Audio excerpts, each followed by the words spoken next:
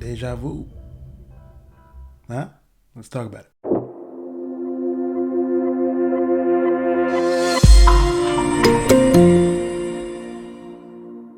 So, this movie is a fun one. I hadn't seen it in ages, and I put it on the other night. I thought I was going to fall asleep. It was late at night, but I ended up, I stayed up and I was riveted as if I'd watched it for the first time. So, this movie stars Denzel Washington, Val Kilmer, Paula Patton, Bruce Greenwood, a couple other solid actors, and directed, of course, by the late, great Tony Scott.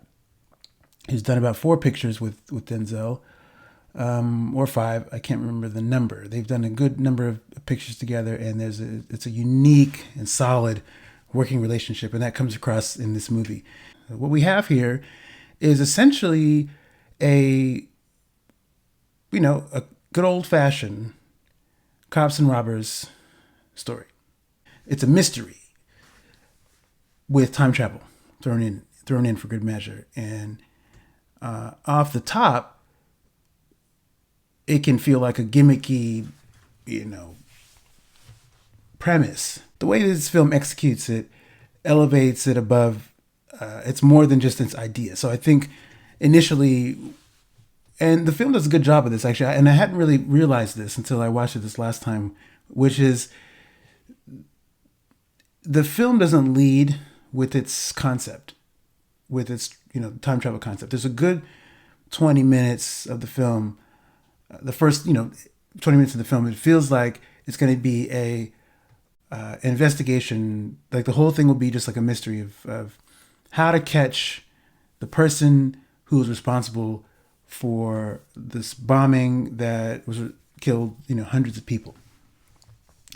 And you think, if you don't know anything about the movie, that the film is going to be about Denzel and his team, or whoever he's going to work with, Denzel and the other cops, trying to unravel the mystery and then catch the bad guy. That's what you think this is going to be about. And I think for the first third of it, it is essentially that, until we're introduced to this team of people who are working on this secret program that results in investigators, law enforcement, being able to examine crime scenes that had already taken place in a way. And in a way, it's a lot like what happens in a police procedural. You go to the crime scene, the crime has already happened, the person's dead or something's stolen, and you go there and you have to sort of piece together what happened on the spot while you're there. What is great about this concept is that you have a team who is involved in doing that very thing, but on a grander scale. And you can actually rewatch the crime as it happens and then figure out what's happening. It's as if you're watching it in real time, which, you kind of are. That's what we're working with. So Denzel comes in as the regular, everyman, Joe Blow off the street, who is intelligent. He's a capable investigator, which is why he was chosen to be part of this project. And it's clear there's some information that's being withheld from him. And it's really cool how that plays out. And I think once you really get into all of that and how the information is then revealed to him and how he's digging into the meat of this case, it becomes really fun and engaging as an audience member, because now you want to see how it plays out. But more than all of that, so the time travel element is cool, and being able to it's a cool way to tell a well-worn story, mystery type of story. But the other thing that's cool about it, that is, if you're a romantic and you're extra sensitive like me, you will buy into the romance that takes place in this film. This is also a romantic film. This is a love story in an odd way, because Denzel's character is essentially falling in love, or has fallen in love with a woman who's already dead. She's already gone.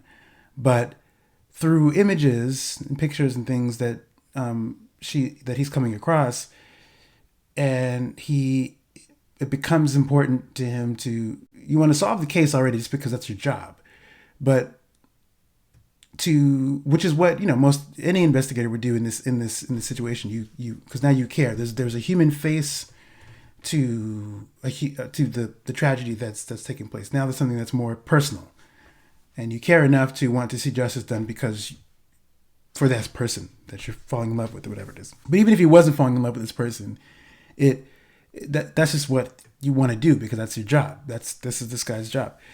So, but I found it real, especially watching it this time around too. There was something about it that was extra clear. It was like a new movie. I'd seen it a lot of times before, but it's been, like I said, it's been some years since I last watched it, and it felt like a new experience.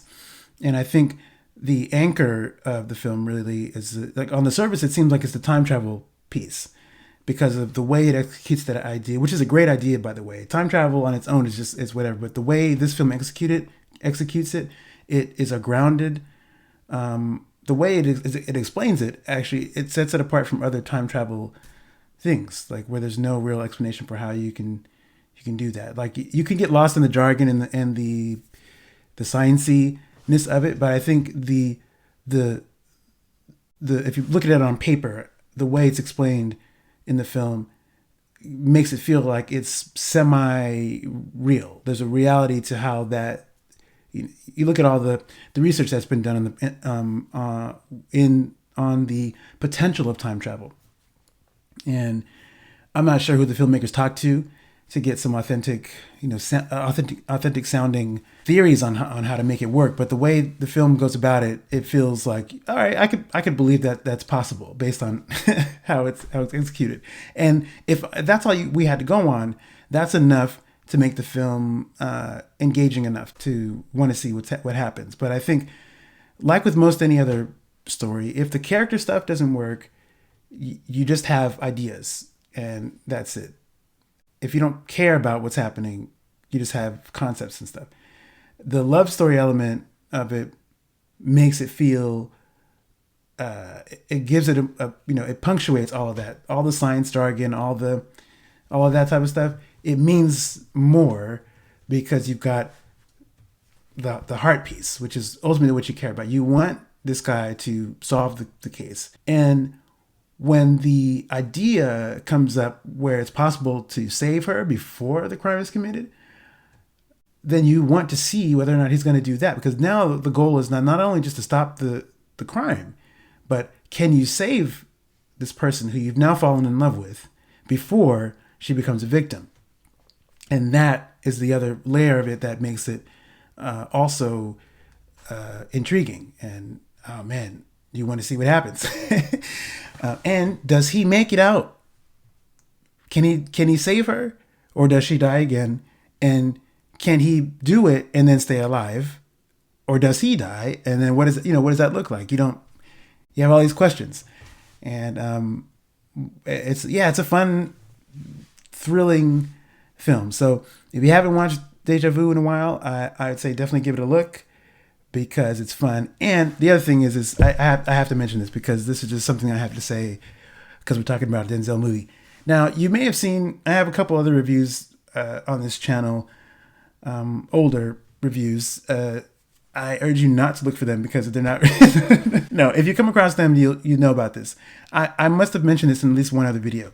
And that is the essence, what I'm calling the essence of Denzel Washington. So there's a way that if you've seen any one of Denzel Washington's movies, you've likely recognized this, and maybe you haven't thought any more about it, but most actors have a presence, right? All actors have some sort of presence on screen. And the way they move and the way they take up space in a scene, or the way their body language does things, can add something to what you're seeing. And with Denzel, there's something I can't get over, and there's only one other actor I think I feel this way about. I'm gonna tell you what I'm talking about, which is Denzel Washington has this walk, right? To me, it's one of the smoothest walks I've seen any actor have ever. And I think the only other person that has an equally smooth walk, just in with a different flavor, is Sean Connery. There's a way that they move. It's just like, dang, that's the cool. Like you just move like there's a smoothness to it, like mist or something like that. Something that's like, and no matter what role it is, there's just the way Denzel moves, and that sort of adds to the proceedings. This guy, he's playing a guy who's like, it's the coolest guy, and yet he's the most human guy. Like he's not too cool for school, especially in a movie like this. Denzel noticeably, like, yeah, he's a a top investigator. He's like a capable agent, right, in this movie. But it's clear once he meets the team that he's behind the eight ball. There's a lot of the knowledge, a lot of the stuff around the technology and stuff that's happening that they're using that he doesn't know about. So he's the guy. He's learning. He's he doesn't know all the science stuff. So he's extremely cool, and yet super. There's something that's extremely humbling about being in that position, like about not being the coolest guy in the room, and yet he still manages to be the coolest guy in the room without knowing all the stuff. And I think his walk is a key factor in that. Like even though you don't see the walk in every scene, he possesses the walk, and this is what. And so that's that. Anyway, the walk is amazing. I'm with it, and I enjoy seeing that in every Denzel Washington movie that I watch. The other thing I want to mention is this movie also has a considerable amount of space where there's nothing happening, but there's a lot happening. So, for instance, there are sequences or scenes when Denzel Washington's character is in a room examining stuff, or he is observing, a scene, and just moving things and touching things and just trying to get a lay of the land. In those scenes too, he doesn't have to do too much, and it's compelling. You're right there with him. You're investigating the stuff with him. Goes beyond being a surrogate, sort of an honest man, like you feel like you're him. This is about the way he portrays it makes you feel like you're invested.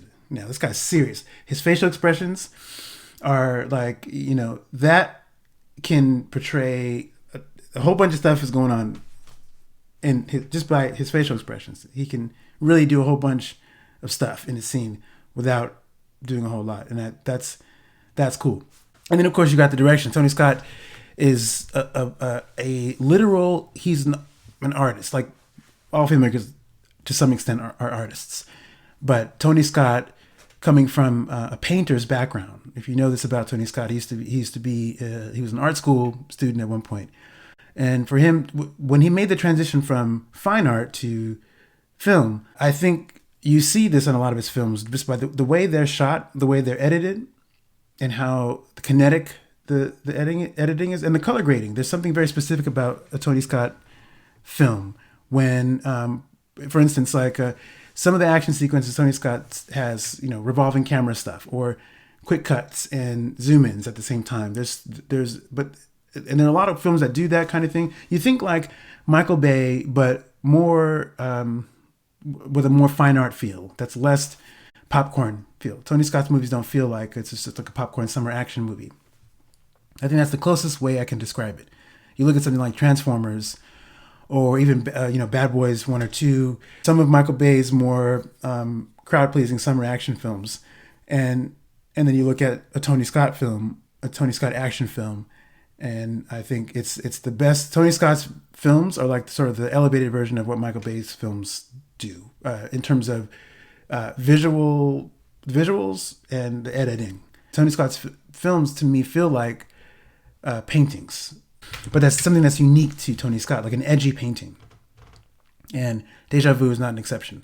That all those elements combined make this film really cool. If you haven't seen it, I highly recommend it. It's awesome. Yeah, so I think that's going to be it for this review. But if you're still watching at this point in time, thank you. I really appreciate you taking the time to view it. Come on back. I've got some more reviews coming up. In the meantime, I gotta get out of here. So I will see you later.